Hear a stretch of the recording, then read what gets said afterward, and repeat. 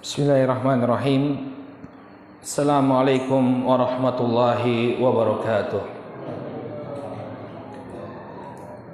Innal hamdalillah nahmaduhu wa nasta'inuhu wa nastaghfiruh wa na'udzu billahi min shururi anfusina wa min sayyiati a'malina.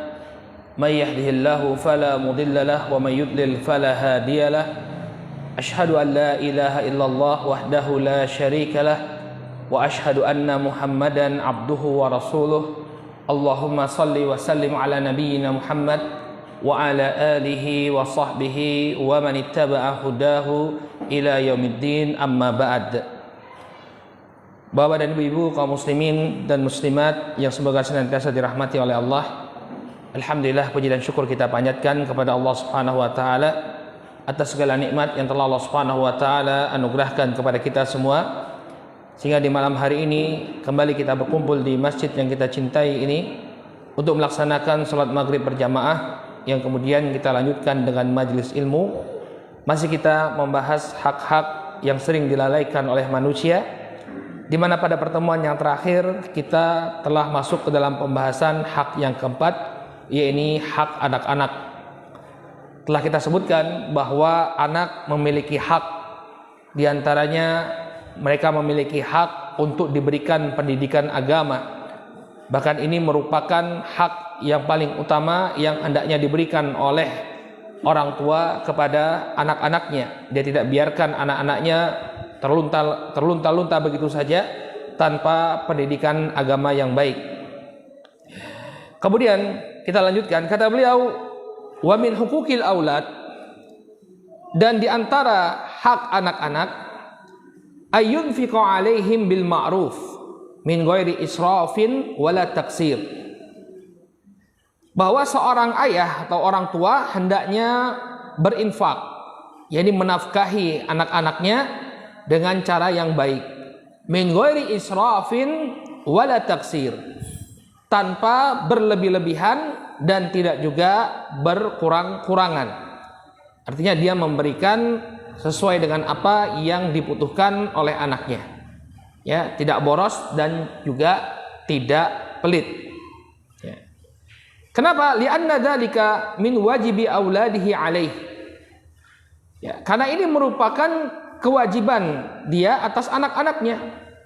Demikian juga wa min syukri nikmatillahi alaihi bima a'tahu minal mal, demikian juga merupakan bentuk syukurnya dia atas nikmat yang telah diberikan oleh Allah Subhanahu wa taala berupa harta, ya.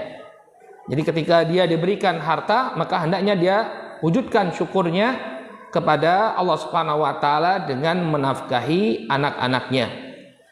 Bahkan satu hal yang perlu kita ketahui, hadirin yang dimuliakan oleh Allah, nafkah yang diberikan oleh seorang kepala keluarga kepada anak dan istrinya, maka ini merupakan sebaik-baiknya infak. Banyak orang yang salah paham, ketika dia memiliki kelebihan harta, maka hartanya tersebut dia sedekahkan kepada orang lain dalam keadaan keluarganya masih membutuhkan nafkah. Kata Nabi SAW, dinarun anfaqtahu fi sabilillah, wa dinarun anfaqtahu li raqabah, wa dinarun tasaddaqta bihi, wa dinarun anfaqtahu li ahlik, a'dhamuha ajran dinarun anfaqtahu li ahlik. Kata Nabi SAW, ya, dinar, jadi uang yang kau infakkan di jalan Allah, dinar yang kau pakai untuk membebaskan budak, dinar yang kau sedekahkan, dan dinar yang kau infakkan, ya, untuk menafkahi keluargamu, maka yang paling besar pahalanya di sisi Allah Subhanahu wa taala adalah dinar yang kau pakai untuk menafkahi keluargamu. Jadi dari penghasilan kita itu yang terbaik penyalurannya adalah untuk nafkah keluarga kita. Paham ya ini, Bapak-bapak terutama? Ya, jadi keluarga itu hendaknya menjadi prioritas kita.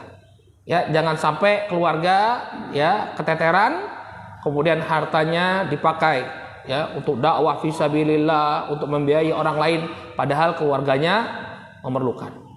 Ya, ada kan sebagian orang, ya, dia tinggalkan anak istrinya dia pakai hartanya untuk berdakwah, tapi kemudian anak dan istrinya dia biarkan begitu saja. Ini keliru. Karena sebaik-baiknya harta adalah yang dipakai untuk menafkahi keluarga. Dan juga perlu kita ketahui bahwa hendaknya harta yang kita berikan kepada keluarga ya untuk tumbuh kembang anak-anak kita ini hendaknya dari harta yang halal. Ya.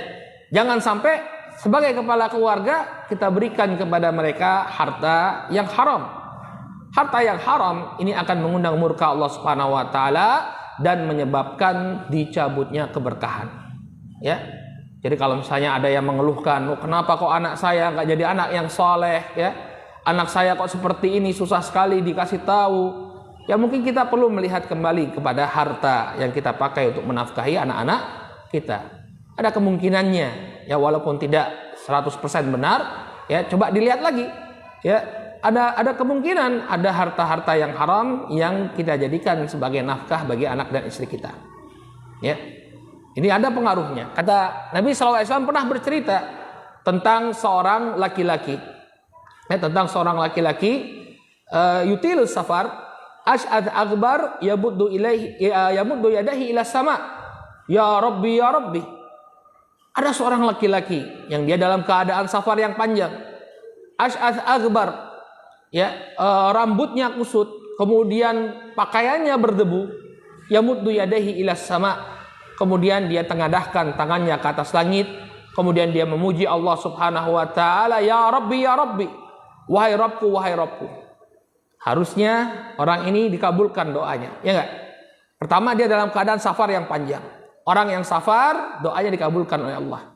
Kemudian dalam keadaan dia sangat membutuhkan pertolongan Allah. Kusut dia. Ya, tubuhnya berdebu. Pakaiannya kusut. Rambutnya kusut. Ya. Kemudian yang ketiga dia angkat tangannya benar-benar memohon kepada Allah. Yamuddu yadahi ila sama. Lalu dia memuji-muji Allah Subhanahu wa taala, ya Rabbi ya Rabbi, wahai Rabbku wahai Rabbku. Harusnya doanya dikabulkan. Tapi ternyata doanya tidak dikabulkan oleh Allah Subhanahu wa taala. Kenapa? Kata Nabi alaihi salatu wasalam, wa mat'amuhu haram, wa mashrabahu haram, ya, wa malbasuhu haram. Wa ghuriya bil haram fa anna yustajabu lidzalik. Akan tetapi makanannya haram, makanan yang dia makan haram, minumannya haram, kemudian pakaian yang dia pakai didapatkan dari harta yang haram, kemudian dia tumbuh dari makanan yang haram, fa anna yustajabu lidzalik. Maka bagaimana doanya bisa dikabulkan oleh Allah Subhanahu wa taala? Maka hati-hati dari memberikan harta haram kepada anak-anak kita. Cukupkanlah diri kita dengan apa yang dihalalkan oleh Allah. Ya. Rezeki yang Allah berikan ini demikian luas. Jangan kemudian kita dengan mudah mengatakan sebagaimana yang dikatakan oleh sebagian orang, mencari yang haram saja susah, ya, apalagi mencari yang halal. Ini dusta. Ya, rezeki yang halal itu banyak sekali. Hanya saja terkadang kita kalah dengan gengsi kita, nggak mau bekerja. Ya. Kenapa? Wah itu kerjanya kotor, kerjanya capek, ya kerjanya ya kurang dipandang oleh masyarakat. Kebanyakan orang seperti itu. Ya. Walaupun itu dipandang rendah oleh masyarakat selama halal, ya maka banggalah ketika kita melakukannya. Kita jadikan itu pekerjaan kita. Ya. Ada orang yang mengatakan bahwa tukang sampah itu ya pekerjaan hina. Ya, padahal tukang sampah itu adalah pekerjaan yang sangat mulia. Makanya kurang tepat kalau kita bilang tukang sampah ya. Petugas kebersihan yang tepatnya. Karena tukang sampah itu orang yang buang sampah sembarangan. Nah itu tukang sampah. Ya, adapun petugas kebersihan dia yang membuat bersih, masya Allah. Ya gajinya halal. Ya gajinya mulia. Oleh karena itu jangan kita meremehkan. Ya. Petugas kebersihan itu luar biasa jasanya. Ya lebih baik dia kerja jadi petugas kebersihan ya halal daripada dia bekerja walaupun dengan pakaian yang bersih, kerjanya di riba, di bank-bank ribawi. Ya, ketika datang ke kantor, wow, bajunya wangi, kerjanya di ruang AC, tapi hartanya haram. Apa yang akan dia jawab nanti di hadapan Allah Subhanahu wa taala ketika dia menafkahi anak dan istrinya dengan harta yang haram? Oleh karena itu, kepala keluarga dia harus berusaha untuk memberikan nafkah yang halal kepada anak dan istrinya. Demikian juga seorang istri, ya ini juga penting ini. Seorang istri hendaknya dia menyadari posisi suami, jangan kemudian dia justru menjerumuskan suaminya pada perkara yang Allah haramkan. Bang kurang, cobalah abang kerja di sini, kerja di situ ya. Cari tambahan kerja yang itu adalah pelanggaran syariat. Ya. Jadilah seorang wanita yang qanaah. Apa yang diberikan oleh suami, ya kita berusaha untuk merasa cukup dengan apa yang diberikan. Jangan membebani suami melampaui apa yang dia mampu. Ya, terkadang ya banyak orang-orang alasannya kenapa dia korupsi, kenapa dia melakukan perkara yang haram, karena tuntutan keluarga. Tuntutan istri jadi pemicu. Ya. Maka tirulah para wanita di masa salafun saleh ridwanullah alaihim ajmain. Disebutkan oleh Imam Ibnu Qudamah Al-Maqdisi dalam Mukhtasar Minhajul Qasidin, beliau menyebutkan apa yang menjadi kebiasaan para wanita ketika suaminya pergi kerja. Ya, disebutkan bahwa para wanita di masa salafun saleh setiap kali suaminya keluar dari rumah, mereka berpesan, "Wahai suamiku, carilah harta yang halal, karena kami bisa bersabar dengan segala bentuk kekurangan, tapi kami tidak bisa bersabar menahan ya siksaan Allah Subhanahu wa ta'ala." Masya Allah. Ya, jadi begitu seorang istri. Ya, dia berpesan kepada suaminya, insya Allah kita bersabar dengan segala macam kekurangan. Ya, tapi kalau disiksa oleh Allah Subhanahu wa ta'ala, apakah kita bisa bersabar? Ya, karena mengkonsumsi apa yang Allah Subhanahu wa ta'ala haramkan. Ya. Maka harus ada kerjasama antara suami dan istri.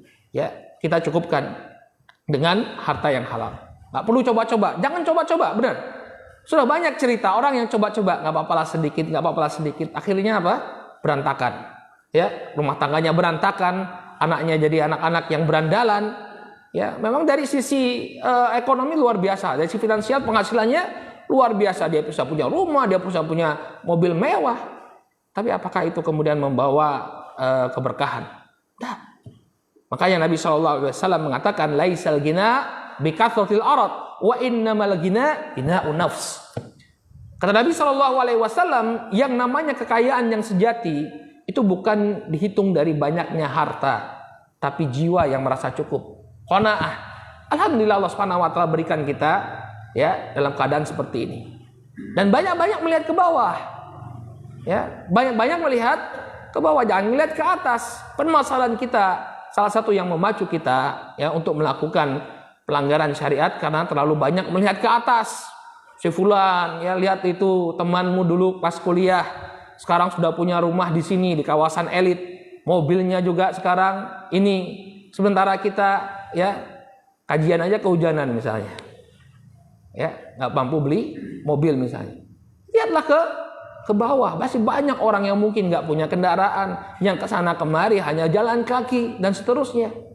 Makanya Nabi SAW bersabda, "Unduru ila man huwa asfala minkum, wa la tanduru ila man huwa fawqakum, fa innahu ajdar alla tazdaru ni'matallahi alaikum."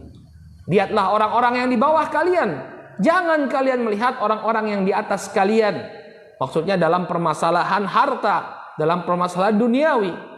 Kenapa kita diperintahkan oleh Nabi SAW untuk melihat ke bawah? Fa innahu ajdar alla tazdaru ni'matallahi alaikum. Karena ini lebih membuat kalian ya tidak meremehkan nikmat yang Allah berikan kepada kalian. Wallahi kita sekarang berada dalam nikmat yang luar biasa. Cobalah antum baca sirah an-nabawiyah. Nabi alaihissalam itu keluarga beliau berbulan-bulan hanya makan kurma dan minum air saja.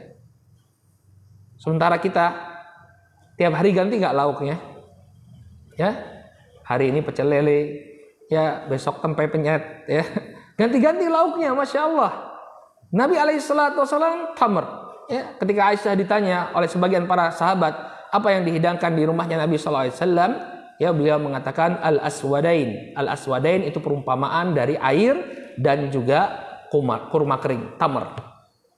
Ya, maka banyak-banyak bersyukur dan berusaha untuk mendapatkan harta yang halal sebagai nafkah. Ya. Qala wa kaifa yun'imuhumul mal fi hayatihi wa yubkhilu alaihim bihi. Maka bagaimana mungkin dia pelit untuk memberikan hartanya ketika dia masih hidup, kemudian dia berlaku kikir kepada keluarganya. Liyajma'uhu lahum fayakhudhunahu qahran ba'da mamatihi. Dia mengumpulkan harta yang nantinya pun akan diambil oleh anak-anaknya setelah dia meninggal dunia. Ya, kadang orang pelit, hartanya disimpan. Lah begitu dia mati, hartanya tadi diberikan kepada siapa? Anak-anaknya juga, kepada ahli warisnya juga. Maka daripada itu diberikan setelah dia meninggal dunia, mending beli sekarang. Ya, cukupkan kebutuhan mereka, jangan kemudian dia pelit. Ya. Bahkan kemudian kata beliau, kalau seorang ayah itu pelit, tidak memberikan nafkah kepada anak dan istrinya, maka boleh bagi anak dan istrinya mengambil harta bapaknya ya secukupnya. Kata beliau, hatta law bakhila alaihim bima yajib falahum an ya'khudhu min malihi ma yakfihim bil ma'ruf. Ya, kama afta bidzalika Rasul sallallahu alaihi wasallam Hinda bint Utbah. Bahkan kalau memang seorang bapak itu pelit, apa-apa yang wajib, nafkah-nafkah yang wajib untuk dia berikan kepada anak dan istrinya tidak dia berikan, maka anak dan istrinya boleh mengambil hartanya secara diam-diam apa yang mencukupi kebutuhan mereka, sebagaimana yang telah difatwakan oleh Rasul Shallallahu Alaihi Wasallam kepada sahabat Hindun binti Utbah. Ya, jadi suatu ketika dalam Sahih Al-Bukhari dan Muslim disebutkan bahwa Hindun binti Utbah ini ya suami beliau adalah Abu Sufyan. Ya, Abu Sufyan ini adalah seorang laki-laki yang kikir. Ya, maka beliau mengatakan, "Ya Rasulullah, inna Abu Sufyan rajulun syahih."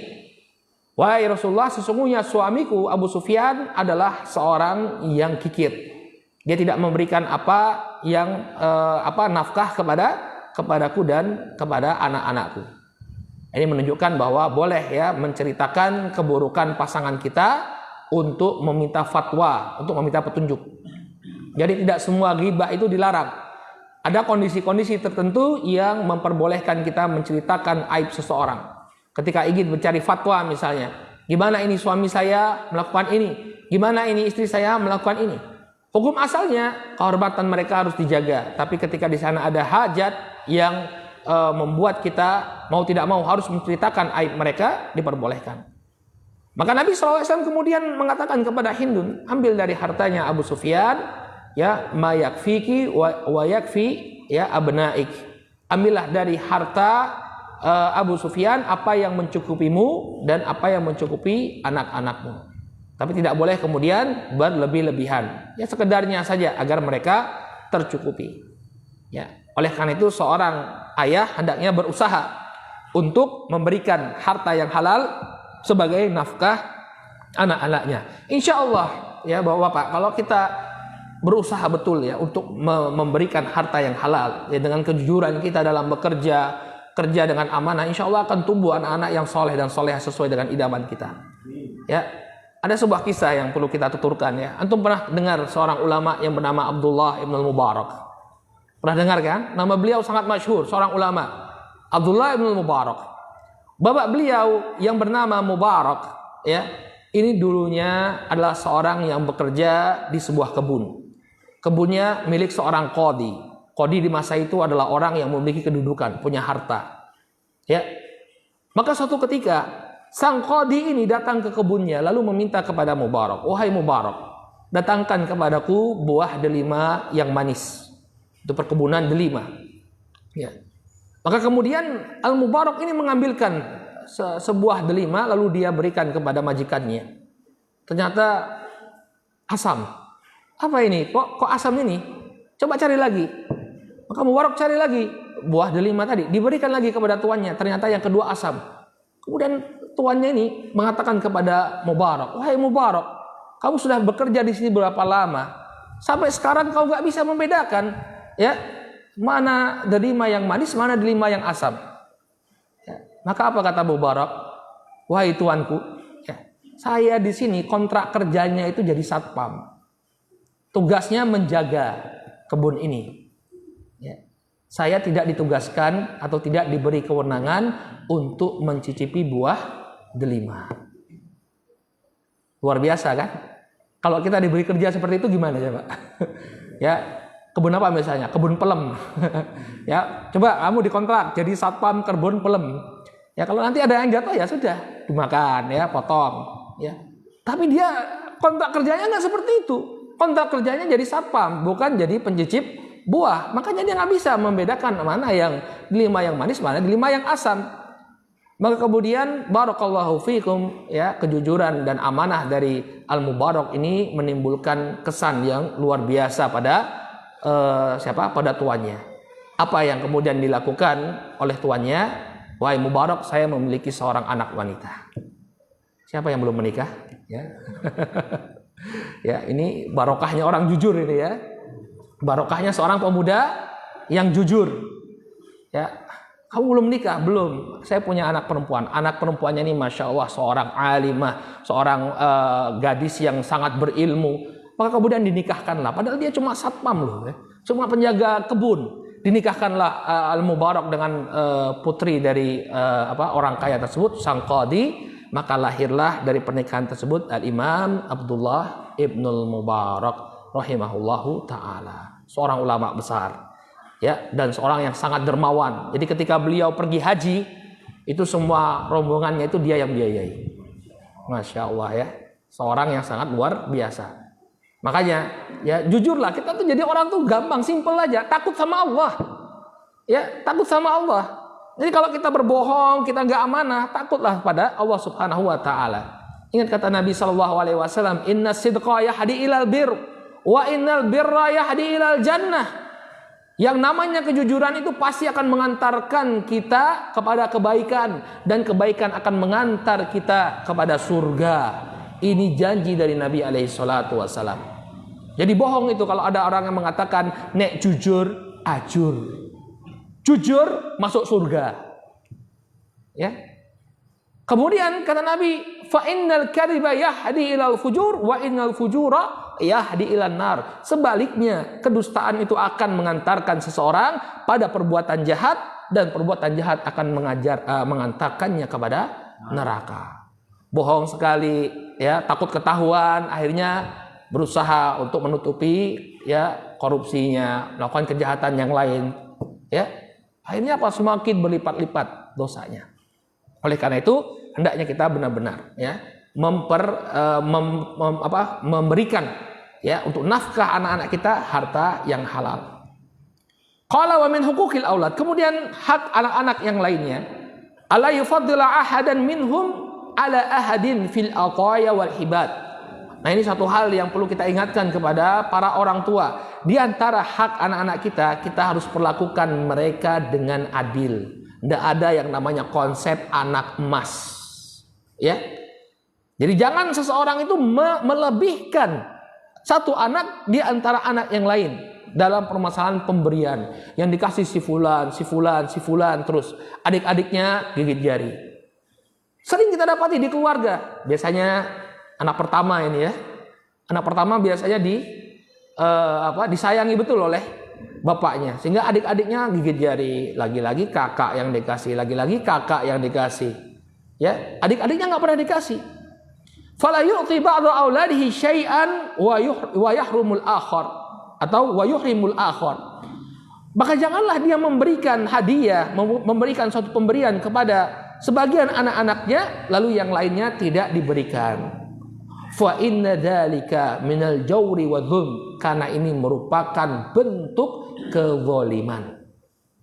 Kita kalau punya sekian banyak anak, tentu harapan orang tua semua anak-anak ini menjadi anak-anak yang berbakti. Ya enggak? Apakah kita hanya menginginkan misalnya punya 10 orang anak? Apakah dari 10 orang anak ini yang kita inginkan hanya 20%-nya saja yang berbakti? Cuma 1 dan 2 saja. Yang 8 ya terserah. Enggak, ya.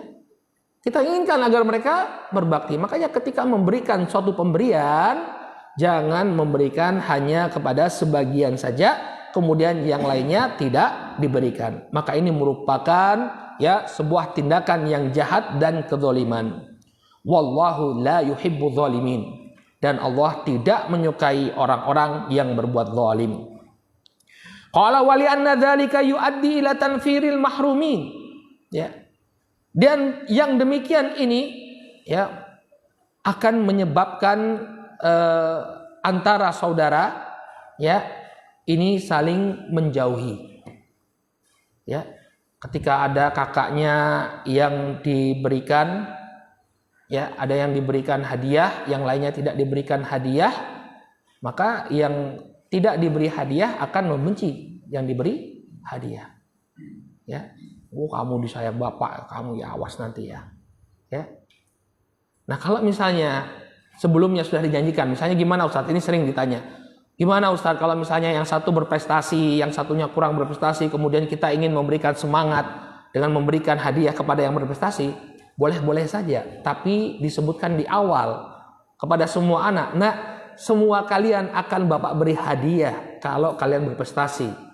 Ya, misalnya kalau nilai kalian bagus, kalau akhlak kalian bagus, ya Bapak akan beri hadiah. Sehingga apa? Dia tidak merasa didolimi. Saya tidak mendapatkan hadiah karena mungkin karena usaha saya yang kurang. Tapi kalau memang kita cuma berikan kepada si fulan saja, ya, yang lainnya tidak diberikan, maka ini akan menimbulkan permusuhan. Wa hudutsul adawat bainahum wa bainal mauhubin, dan akan menimbulkan permusuhan antara dia dengan orang-orang yang diberikan hibah atau pemberian oleh orang tuanya. Barubbama takunul adawah bainal mahrumin wa baina abaihim, bahkan juga memunculkan permusuhan antara yang tidak diberikan hadiah dengan bapak-bapak mereka. Ya, kadang kita sering dengar ketika waktu lebaran ada sebagian anak tuh yang nggak mau pulang ke rumah bapaknya. Ya, tanya sama istrinya, Mas, ayo kita pulang ke tempatmu, ke kota kamu, halamanmu. Enggak lah, kita pulang ke rumah ibumu saja. Kenapa toh? Enggak maulah pulang ke bapak. Kenapa? Karena dia trauma. Kalau dia pulang ke rumah nanti ngelihat perlakuan ya bapaknya kepada kakaknya selalu dikasih duit, dikasih apa, sakit hati dia. Bahkan terkadang sikap pilih kasih ini berlanjut, bukan hanya pada level anak, sampai pada level cucu. Ya enggak? Ada cucu yang diberi perhatian, nek cucu dari anaknya si fulan enggak pernah ditelepon, wala dikasih hadiah, wala ditanya kabarnya seperti apa. Sering enggak kita dapati fenomena seperti itu? Sering. Gimana? Itu kan produk Anda juga. Ya. Oleh karena itu perlu adanya keadilan. Ini merupakan bentuk kezaliman yang dilakukan ya oleh orang tua kepada anak-anaknya. Ya. Qala wa ba'dun nas yamtazu ahadun minal auladihi alal akharina bil birri wal adfi alal walidaih. Terkadang sebagian orang ada anak-anaknya yang lebih berbakti daripada anak-anaknya yang lain. Dia lebih berbakti kepada kedua orang tuanya. Fayahussuhu waliduhu bil hibati wal atiyah min ajli mamtaza bihi minal bir. Maka kemudian sang orang tua pun membalas bakti dari sang anak tadi dengan memberikan berbagai macam hadiah. Ya, karena bakti dari sang anak. Ya, walakin hadza ghairu mubarrirun litakhsis. Akan tetapi bakti seorang anak ini tidaklah serta-merta menyebabkan dia boleh diistimewakan. Ya.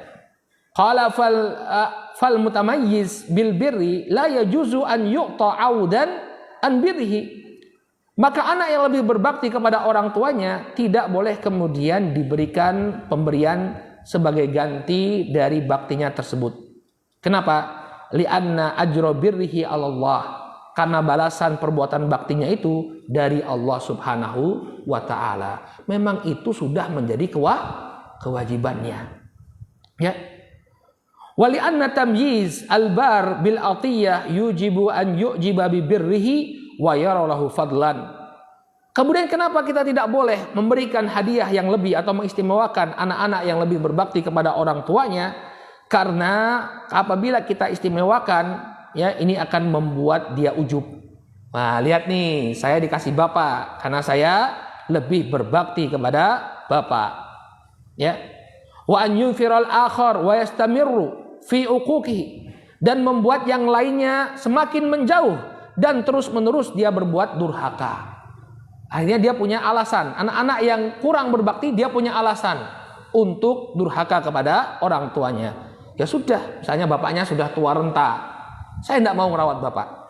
Suruh mas saja yang rawat bapak. Kenapa? Nah dulu kan yang dikasih terus sama bapak itu kan mas. Saya nggak pernah dapat apa-apa.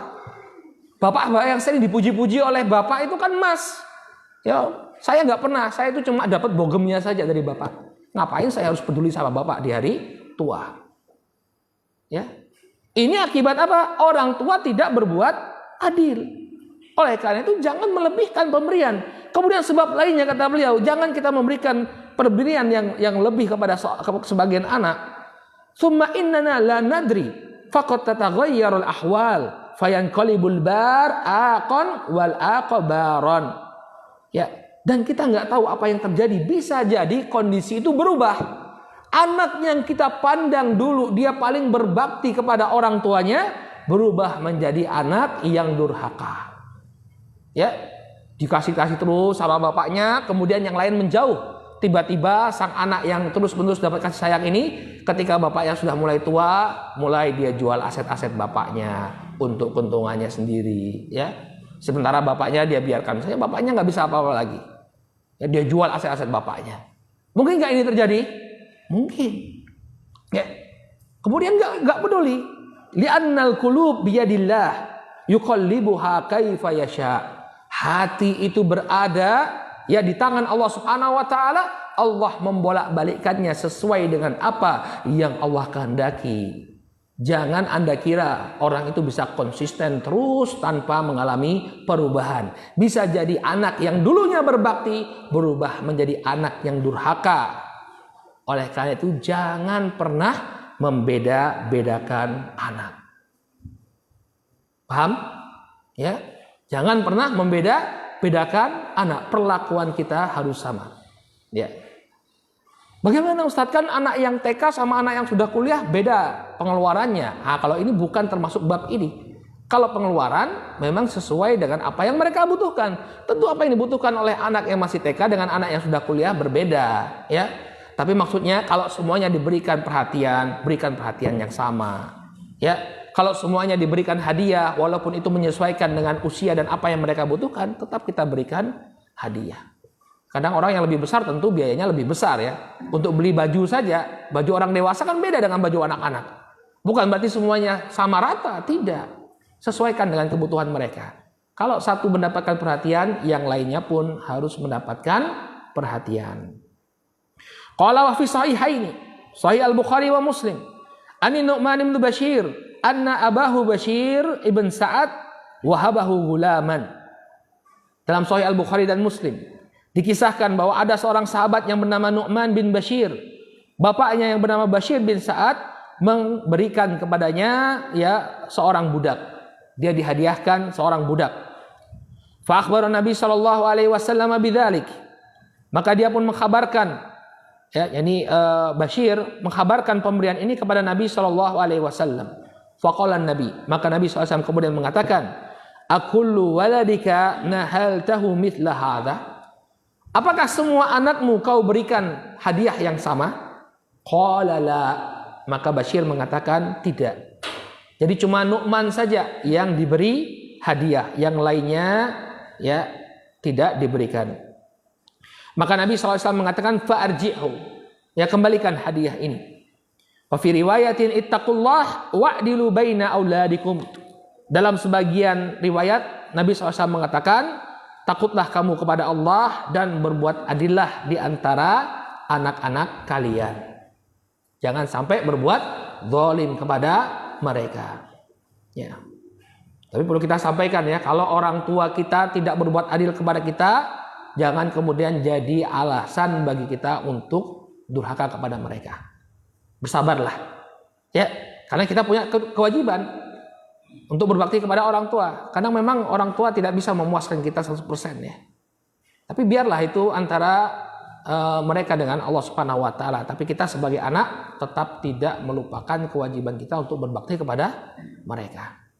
Jadi jangan disalahpahami, jadi bilang ustadznya memprovokasi kita untuk durhaka ya. Enggak. Antum jangan durhaka. Ini kita berbicara tentang orang tua, karena kan berbicara tentang hak anak. Ya walaupun orang tua itu berbuat tidak adil, kita tetap punya kewajiban berbakti kepada mereka. Ya. Qala wa fi lafdin, dalam lafaz yang lain disebutkan ya, ashhid ala hadza ghairi fa inni la ushidu alal jawr. Ya, kalau kamu ingin aku menjadi saksi, maka serahkan kepada yang lain, karena aku tidak ingin menjadi saksi terhadap sebuah kezaliman. Ya, jadi Bashir ini menginginkan agar Nabi menjadi saksi pemberian tersebut. Kata Nabi, nggak mau saya, karena saya tidak ingin menjadi saksi terhadap sebuah kezaliman. Ya, fasamma Rasul sallallahu alaihi wasallam tafdila ba'dal aulad ala ba'din jawran. Maka di dalam hadis ini Nabi Shallallahu Alaihi Wasallam menyebutkan pengistimewaan sebagian anak atas sebagian yang lainnya, ini merupakan kezaliman. Wal jaur zulmun, ya, jaur artinya kezaliman, wa haram, dan hukumnya haram, ya. Jadi nggak boleh kemudian pilih kasih terhadap anak, ya. Walakin law a'ta ba'dahum syai'an yahtajuhu, ya, wa tsani la yahtajuhu, mitla ayahtaju ahadul aulad ila adawatin, ya, maktabiyah au ilajin au zawaj fala ba'sa an yakhussahu bima yahtaju ilaih. Nah, ini yang kita sebutkan tadi. Namun apabila dia memberikan kepada sebagian anak apa yang diperlukan oleh anak tersebut, sementara anak yang lainnya tidak memerlukan, misalnya sebagian anak membutuhkan alat-alat tulis, ya, sebagian lagi nggak membutuhkan. Atau sebagian memerlukan biaya pengobatan, yang lain tidak memerlukan. Atau sebagian lain membutuhkan biaya nikah, yang lain belum membutuhkan. Fala ba'sa an yakhussahu bima yahtaju ilaih. Maka tidak mengapa dia mengkhususkan pemberian tersebut tidak kepada yang lainnya. Ya, kenapa? Li'anna hadza takhsisun min ajlil hajah fayakunu kan nafaqah. Karena pengkhususan seperti ini karena adanya hajah, karena adanya kebutuhan, maka ini adalah pemberian nafkah. Yang namanya nafkah itu disesuaikan dengan kebutuhan sang anak. Qala wa mata qama. Baik. Adzan dulu ya. Al-muadzin yuadzin. Tafadhal.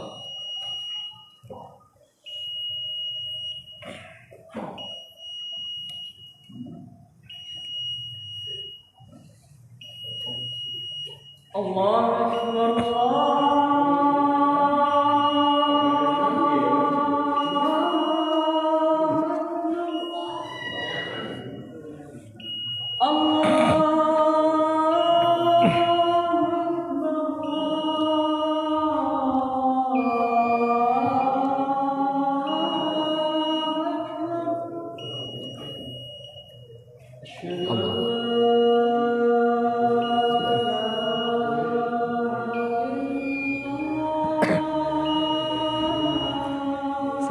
Jazakallahu khairan. Afan ya. Asyhadu an la ilaha illallah.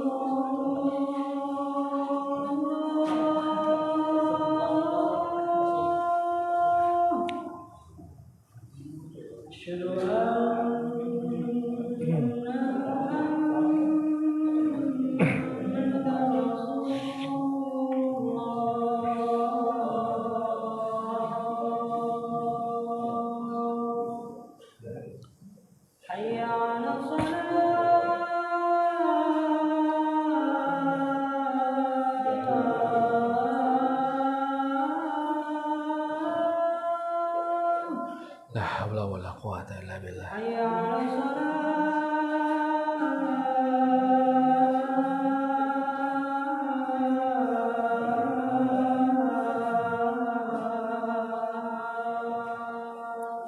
La haula wala quwata illa billah.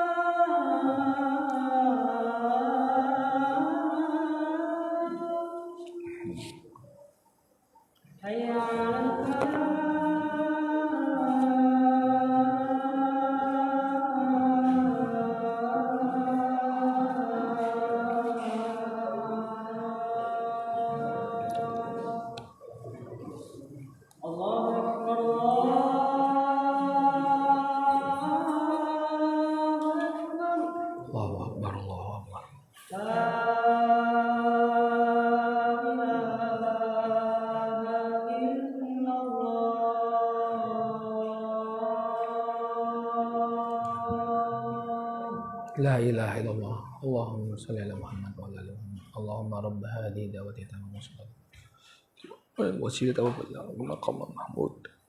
Wa'ata. Bismillahirrahmanirrahim. Alhamdulillah wassalatu wassalamu ala Rasulillah wa ala alihi wa sahbihi wa man ittaba'a hudahu ila yaumiddin, amma ba'd. Bapak dan ibu-ibu kaum muslimin wal muslimat rahimani wa rahimakumullah. Sehingga orang tua ya hendaknya berbuat adil kepada anak-anaknya. Kalau dia ingin agar semua anaknya itu berbakti, maka hendaknya dia curahkan perhatian dan kasih sayang yang sama kepada seluruh anaknya tanpa membeda-bedakan. Ini hak-hak yang disebutkan oleh Syekh Muhammad bin Shalih Al-Utsaimin, dan patut juga kita tambahkan ya di antara hak-hak yang mungkin tidak beliau sebutkan di sini. Di antara hak anak-anak kita adalah hendaknya kita mencari pasangan yang saleh. Ya. Seorang suami atau seorang laki-laki hendaknya mencari calon ibu yang baik bagi anaknya. Demikian juga seorang wanita, ya, tidaklah dia menerima lamaran kecuali dari seorang laki-laki yang saleh. Ini termasuk hak anak-anak kita. Ya. Jadi ada sebuah cerita, seorang ayah, dia baru punya anak. Anaknya masih merah, masih bayi seperti itu. Dia bawa ke hadapan seorang syekh. Kemudian dia meminta pengarahan dari sang syekh. Ya syekh, saya ingin mendidik anak-anak saya ini, ya, agar mereka menjadi anak-anak yang soleh sedini mungkin. Maka apa kata sang alim tadi? Dia mengatakan kota hort. Kamu tuh sudah terlambat. Anda itu sudah terlambat. Padahal bayinya masih merah, anak pertama. Ya, kenapa terlambat? Karena sesungguhnya pendidikan anak itu kapan mulainya? Ketika kita mencari siapa yang akan menjadi pasangan kita. Ya, ini jadi para jomblowers ya, yang belum menikah, ya, pilih yang betul. Cari yang bagus agamanya. Karena ini akan besar sekali pengaruhnya terhadap pendidikan anak-anak kita. Makanya Nabi SAW mengatakan, ya, wanita itu dinikahi karena 4 perkara. Ya, tunkahul mar'ah li arba. Ya, li jamaliha, wali maliha, wali hasabiha, ya, wali diniha. Wanita dinikahi karena 4. Karena kecantikannya pertama, ya enggak? Benar enggak? Nah, yang pertama kecantikannya, kemudian hartanya, kemudian yang ketiga dari kedudukannya, ya orang terhormat dari keluarga terhormat atau tidak. Kemudian yang keempat agamanya, karena agamanya. Dari 4 faktor ini kata Nabi SAW, fadfar bidzati din, taribat yadak. Cari yang bagus agamanya, maka engkau akan mendapatkan keberuntungan. Demikian juga seorang wanita. Kata Nabi SAW, idza khataba ilaikum man tardawna dinahu wa khuluqah fazawwiju.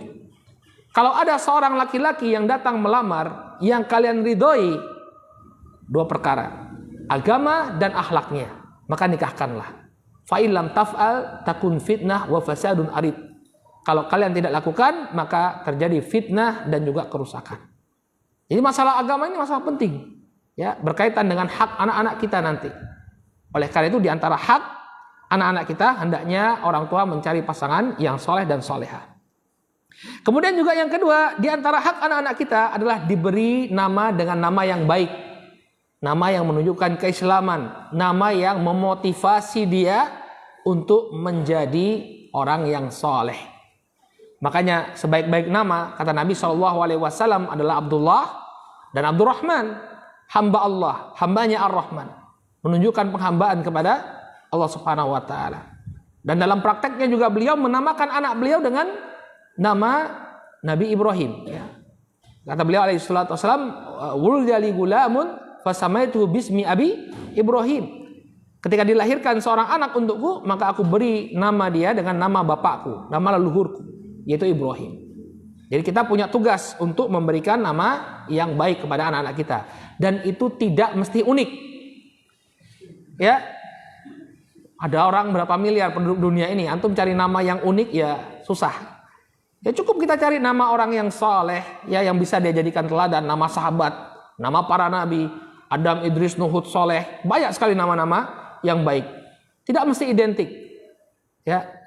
Nanti nggak bisa dikenal di tengah teman-temannya, Ustaz. Ya kan nanti ada nama bapaknya, bin siapa, ya nggak? tetap bisa dikenal, tetap bisa identik, unik.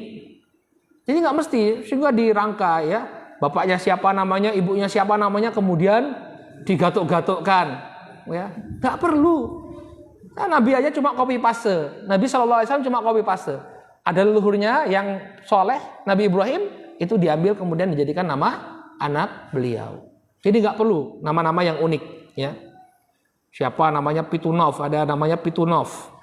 Ya, orang kira itu orang Rusia, ternyata lahirnya Pitu November. Pitunov. Baik, ini diantara hak anak-anak kita. Kemudian diantara hak yang lain adalah senantiasa mendoakan kebaikan kepada mereka. Jangan lupa Bapak dan Ibu. Ya, anak-anak kita doakan dengan kebaikan, jangan doa keburukan. Ingat, doa orang tua itu adalah salah satu doa yang mustajab. Kata Nabi SAW, ada 3 doa yang tidak ditolak oleh Allah Subhanahu Wa Taala. Di antaranya doa seorang musafir, doa orang tua, dan doa orang yang dizolimi. Ini 3 yang tidak ditolak. Salah satunya adalah doa orang tua. Makanya jangan sampai mendoakan kejelekan kepada anak. Semarah apapun kita, kontrol emosi kita. Jangan sampai keluar doa kejelekan. Ya, karena ini akan, kalau bertepatan dengan waktu pengabulan Allah, kita sendiri yang akan menyesal. Teman saya pernah cerita tentang doa keburukan orang tua. Jadi ada seorang ayah, anaknya merengek-rengek untuk minta dibelikan motor. Padahal bapaknya ini tidak punya uang untuk membelikan motor. Akhirnya dia berupaya, entah itu utang atau bagaimana caranya, dia cari uang, dia belikan motor kepada anaknya, kemudian terlontar. Ya, mungkin karena emosi dia bilang kepada anaknya, ini pakai motor ini sampai mati. Pakai motor ini sampai mati. Kemudian dipakai motornya, keluar rumah tabrak truk, meninggal. Ya, penyesalan. Ya, bukan hanya motornya yang hilang, tapi juga anaknya. Maka hati-hati, ya, jangan sampai mendoakan kejelekan. Awas kamu nanti. Sering kan orang tua seperti itu? Ya, hati-hati, doakan kebaikan. Ya, orang Arab itu kalau marah sama anaknya, ini yang sejauh yang pengamatan saya ketika belajar di Yaman, mereka semarah apapun sama anaknya itu yang keluar itu doa kebaikan. Ya, aslahakallah, Allah yahdik. Semoga Allah memperbaiki keadaanmu. Semoga Allah memberikanmu petunjuk. Jadi anak-anaknya tumbuh jadi anak-anak yang baik. Pernah dengar kisahnya Syekh Sudais nggak? Ya, katanya dulu Syekh Sudais anak nakal. Tapi ibunya doain apa? Semoga kamu jadi imam Masjidil Haram. Ya. Nah, seperti itulah kita mendoakan kebaikan di waktu-waktu yang mustajab. Bangun, doakan, ya. Rabbana hablana min azwajina wa dzurriyyatina qurrata a'yun waj'alna lil muttaqina imama. Meminta agar Allah menjadikan anak-anak kita menjadi anak-anak yang saleh dan seterusnya. Nah, inilah hak-hak dari anak-anak kita. Kemudian beliau menutup pembahasan ini, wa ma taqama al-walidu bima yajibu alaihi lil walad min at-tarbiyah wan nafaqah fa innahu harra ay yuwaffiqal walad lil qiyami bi birri walidihi. Ya. Bi birri walidihi. Ya, bi birri waladihi. Dan ketika seorang ayah atau seorang bapak dan ibu, ya, orang tua, dia menunaikan apa yang menjadi kewajibannya atas anak-anaknya, memberikan pendidikan, memberikan nafkah, maka ya besar kemungkinannya Allah akan memberikan taufik kepada sang anak untuk berbakti kepada orang tuanya. Ya. Jadi kalau kita sudah berupaya berbuat baik kepada anak-anak kita, ya, dari sisi agama, demikian juga memberikan nafkah kepada mereka, maka insya Allah anak ini akan diberi taufik oleh Allah untuk menjadi anak yang berbakti. Ya, wa muraati huquqih. Anak ini akan menjaga hak bapak dan ibunya. Sebaliknya, wa mata farrata ya alwalid wa mata farrata alwalidu bima yajibu alaihi min dalika kana jadiran bil uqubah bi ayyunkira alwaladu haqqahu wa yubtala bi uqubatin jazaan wifaqan. Dan ketika seorang ayah atau seorang ibu farrata, dia melalaikan anaknya, nggak peduli sama anaknya, tidak menunaikan hak anak-anaknya yang diwajibkan atas Allah Subhanahu Wa Taala untuk dia tunaikan, maka besar kemungkinannya dia dihukum oleh Allah Subhanahu Wa Taala. Dalam bentuk apa? Anak-anaknya tidak menunaikan hak orang tuanya. Jazaan wifaqah, ya, sebagai balasan yang setimpal atas dosa yang dia lakukan. Ya, karena dia tidak menunaikan hak anaknya, maka anak-anaknya pun menjadi tidak menunaikan hak orang tuanya. Wa kama tadinu tudan, sebagaimana engkau beramal, maka seperti itulah balasan yang akan engkau dapatkan. Ya, maka ada dikisahkan oleh sebagian ulama, ada seorang ayah ya yang dia dicaci maki oleh anaknya. Kemudian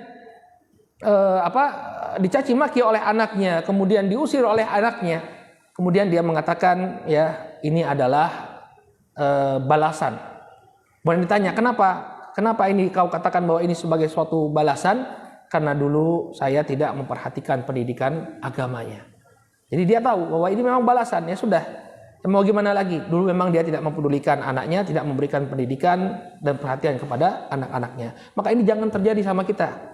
Kita harus berusaha betul, ya, memberikan kasih sayang kepada anak kita, memberikan pendidikan yang baik kepada mereka, ya, berikan harta yang halal kepada mereka, dan mendoakan kebaikan kepada mereka.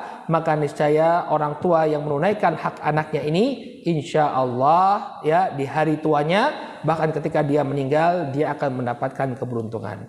Mudah-mudahan Allah Subhanahu Wa Taala berikan taufik kepada kita semua untuk menjadi orang tua yang senantiasa menunaikan hak anak-anak kita. Dan mudah-mudahan anak-anak kita tumbuh menjadi anak-anak yang soleh dan solehah, yang berbakti kepada kedua orang tuanya, baik orang tuanya masih hidup, dan demikian juga ketika orang tuanya telah meninggal dunia. Naktafi bihadzal qadar, kita cukupkan dulu sampai di sini. Insya Allah di bulan Ramadan kajian kita pindahkan ba'dal asr, ini sebelum waktu berbuka puasa. Ya, jadi selama bulan Ramadan kajian akan jalan terus, insya Allah kita sampaikan sebelum waktu berbuka puasa. Insya Allah pada pertemuan yang akan datang, pembahasan kita adalah hak al-aqarib, hak karib kerabat. Ya, subhanakallahumma bihamdika, asyhadu an la ilaha illa anta, astaghfiruka wa atubu ilaik. Assalamualaikum warahmatullahi wabarakatuh.